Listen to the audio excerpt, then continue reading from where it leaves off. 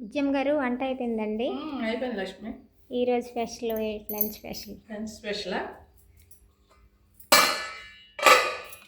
బంగాళదుంపలు కోడిగుడ్లు ఎగురు వండాను.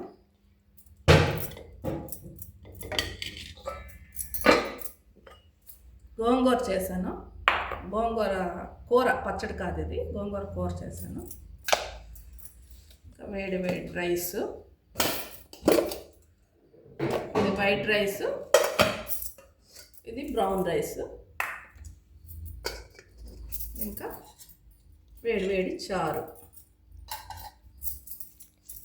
ఇవి గుమ్మడి గింజలు వేపు ఉంచానండి. సాయంత్రం స్నాక్ లాగా ఒక పిడికిడి గింజలు రోజు తింటే చాలా మంచిదండి.